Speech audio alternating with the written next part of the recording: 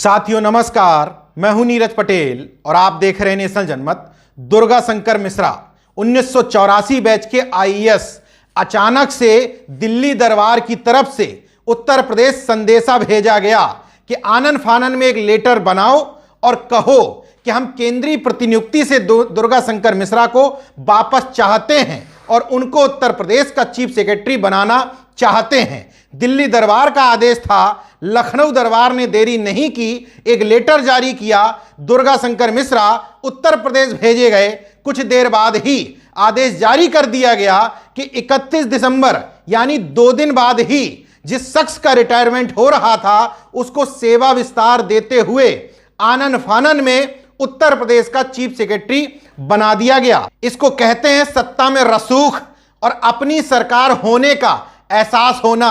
Bharatiya Janata party ने इस नियुक्ति के बाद इतना तो क्लियर कर दिया कि उसको अपने ऊपर लगने वाले आरोपों की चिंता कतई नहीं है। वो स्पष्ट है कि किनका वोट लेकर के किनके लिए काम करने के लिए सत्ता में आई है। दुर्गा शंकर मिश्रा के अचानक हुए अवतरण से जहां नौकरशाही में हलचल मच गई, वहीं फिर से यह चर्चा चल पड़ी कि योगी आदित्यनाथ प्रधानमंत्री नरेंद्र मोदी की पसंद नहीं बल्कि मजबूरी बन चुके हैं। दोनों दरबारों में अंदर खाने सब कुछ ठीक नहीं चल रहा है।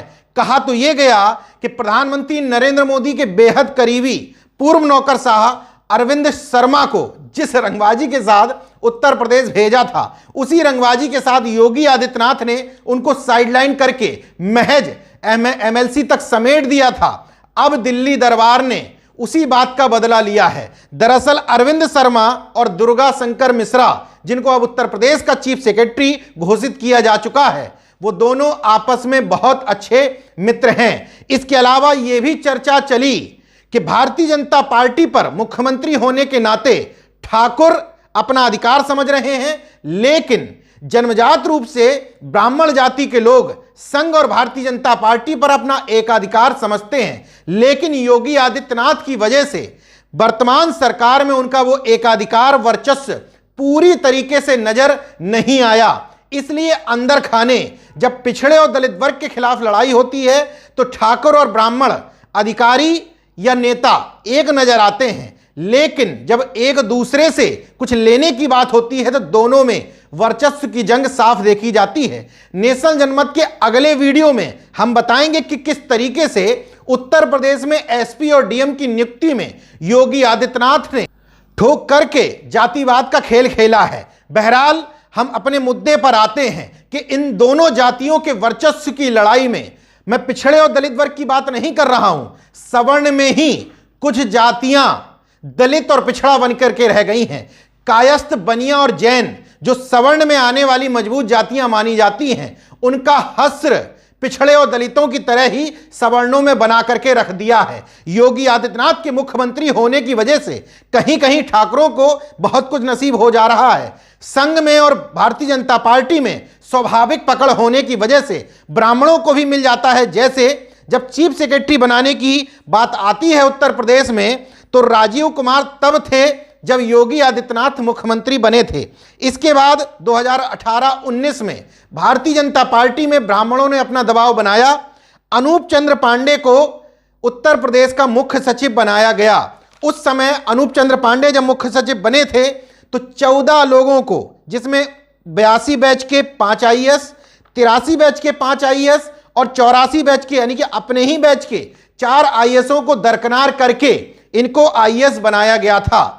अब नेशनल जनमत का सवाल यह है कि निष्पक्षता की बात करने वाली भारतीय जनता पार्टी जो कहती है कि समाजवादी पार्टी और बहुजन समाज पार्टी जातिवाद करती थी, लेकिन हमारे यहां निर्णय मेरिट के हिसाब से होता है, तो मेरा सवाल है कि जब अनूप चंद्र पांडे को मुख्य सचिव उत्तर प्रदेश का बनाया जा रहा था, उस समय 1982 बैच के 5 आईएएस और 83 बैच के 5 आईएएस सुपरसीड क्यों किए गए? उस समय प्रवीर कुमार को उत्तर प्रदेश का मुख्य सचिव बनना चाहिए था, क्योंकि वही सबसे सीनियर थे, लेकिन वो सवर्ण तो थे, कायस्थ बिरादरी से आते थे।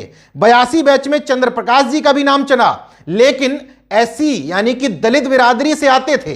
इन तमाम लोगों को दरकिनार करने के अलावा कई ऑप्शन थे, लेकिन उनमें कायस्थ और बनिया वर्ग के लोग ज्यादा थे। उन सब को दरकिनार करके अनूप चंद्र पांडे को न सिर्फ चीफ सेक्रेटरी बनाया जाता है, इसके बाद जब अनूप चंद्र पांडे का रिटायरमेंट करीब आया तो फिर से चर्चा हुई कि अब 1982 बैच के आईएएस अविनाश कुमार श्रीवास्तव, जो उस समय केंद्रीय प्रतिनियुक्ति पर थे, इनको उत्तर प्रदेश का चीफ सेक्रेटरी बनाया जा सकता है, क्योंकि यही सबसे सीनियर आईएएस बचे हुए हैं। उस समय अनूप चंद्र पांडे को सेवा विस्तार दे करके एक्चुअल में जिस व्यक्ति को हक मिलना चाहिए, अधिकार मिलना चाहिए, सेवा विस्तार दे करके उनका हक और अधिकार छीन लिया गया।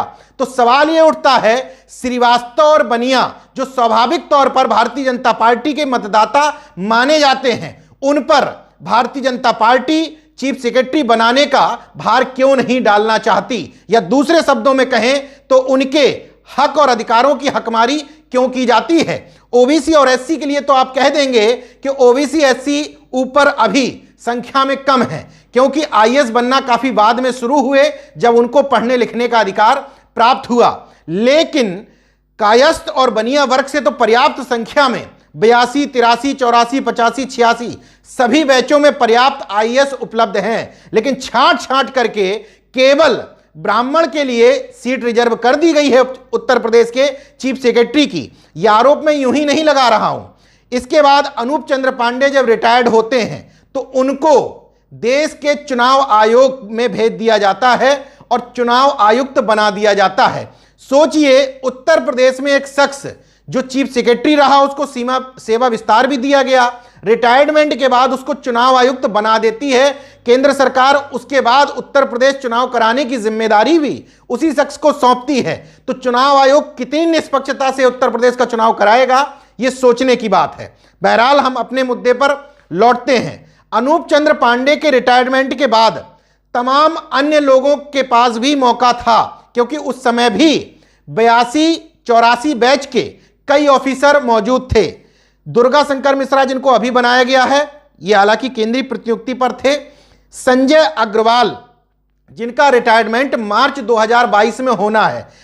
कहा गया कि संजय अग्रवाल या शालिनी प्रसाद, जो 85 बैच की आईएएस ऑफिसर हैं लेकिन कायस्थ बिरादरी से हैं, एक बनिया एक कायस्थ, उस समय कहा गया कि इनमें से कोई बन सकता है, क्योंकि मोहम्मद इफ्तिखारुद्दीन जो 85 बैच के आईएएस ऑफिसर हैं, उनको बनाया नहीं जा सकता था। वो सरकार के खांचे और ढांचे में फिट नहीं बैठते हैं। लेकिन उस समय भी इन तमाम लोगों को दरकिनार करते हुए 85 बैच के ही राजेंद्र कुमार तिवारी को पहले कार्यवाहक मुख्य सचिव बनाया गया, इसके बाद फुल फ्लैश मुख्य सचिव उनको बना दिया गया, जबकि उस समय भी उनसे सीनियर तमाम लोग मौजूद थे।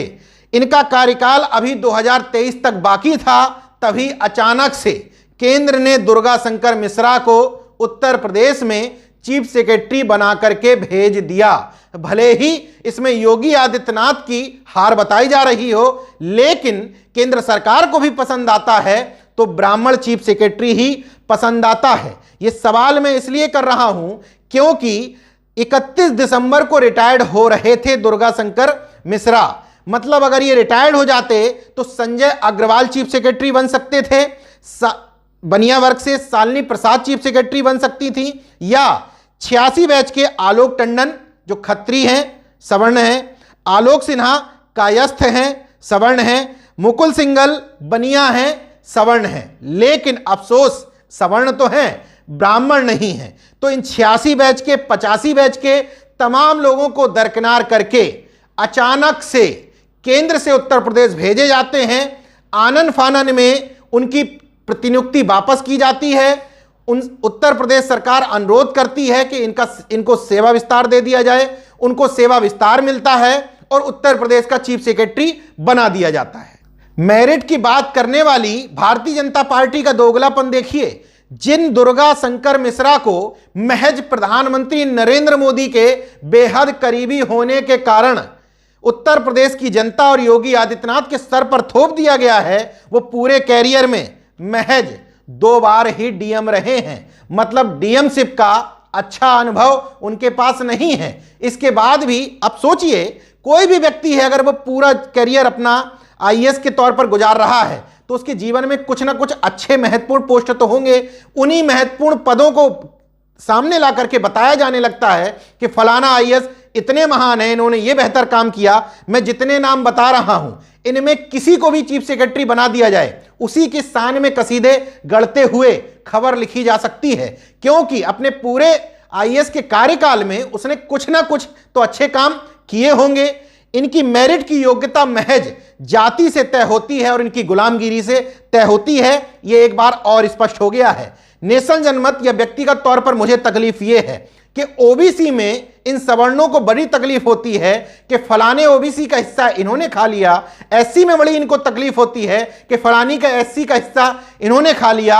इसलिए मुझे अपने सवर्ण, कायस्थ, बनिया जैन भाइयों की भी बड़ी तकलीफ रहती है कि इन तमाम लोगों में अच्छे ऑफिसर, अच्छे अधिवक्ता होने के बावजूद जब सरकारी वकीलों की लिस्ट आती है, जब आयोगों में चयनित करने की बात आती है, चीफ सेक्रेटरी डीजीपी बनाने की बात आती है, तो इन वर्गों के लोग आखिर कहां गायब कर दिए जाते हैं। मेरे जैसे तमाम सारे लोगों के बार बार आरोप लगाने के बाद ही सबसे पहले योगी आदित्यनाथ सरकार बनी।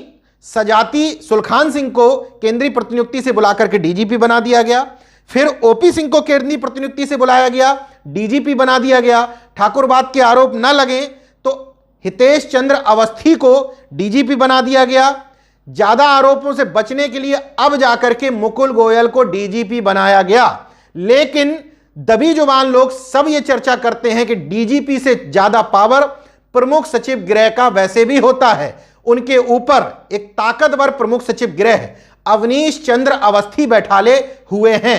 योगी आदित्यनाथ इन्हीं को अपना चीफ सेक्रेटरी बनाना चाहते थे, लेकिन दिल्ली दरबार ने कहा नहीं, हम तुम्हें चीफ सेक्रेटरी बनाने की इजाजत नहीं देंगे। मतलब जहां जहां ट्रांसफर पोस्टिंग में योगी आदित्यनाथ की चलती है, वहां वो अपने सजाती लोगों का पूरा ख्याल रखते हैं, और जहां संघ या दिल्ली दरबार की चलती है, वहां वो ब्राह्मणों की नाराजगी दूर करने की पूरी कोशिश करते हैं। अभी कुछ दिन पहले ही जेपी नड्डा, जो भारतीय जनता पार्टी के राष्ट्रीय अध्यक्ष और ब्राह्मण बिरादरी से आते हैं, उन्होंने उत्तर प्रदेश के तमाम प्रमुख ब्राह्मण चेहरों को दिनेश शर्मा की अगुवाई में दिल्ली दरबार बुलाया था। उस समय अंदर खाने लोगों ने बताया था कि बीजेपी से भले ही ब्राह्मण नाराज ना हो, लेकिन योगी आदित्यनाथ के चेहरे से ब्राह्मण जरूर नाराज हैं।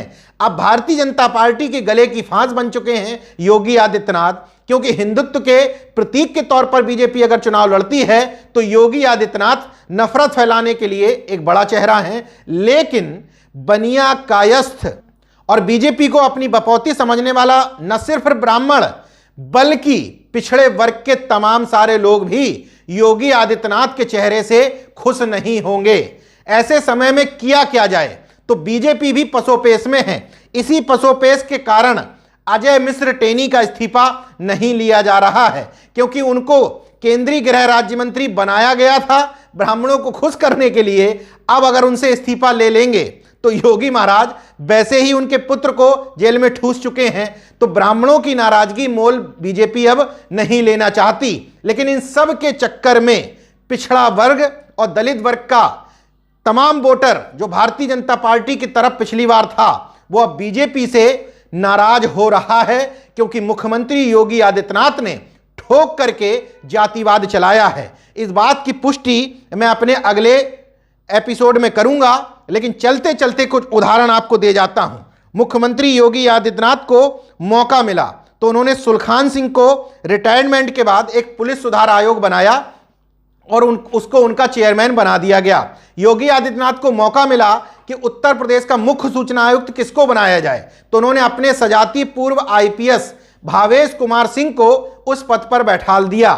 अगले वीडियो में मैं उत्तर प्रदेश में डीएम और एसपी और अन्य पदों पर बैठे हुए तमाम थानाध्यक्षों की वास्तविक स्थिति बताऊंगा, ताकि क्लियर हो सके कि राष्ट्रवाद की बात करने वाली सरकारों के राज में ठोक करके जातिवाद ही जातिवाद चल रहा है।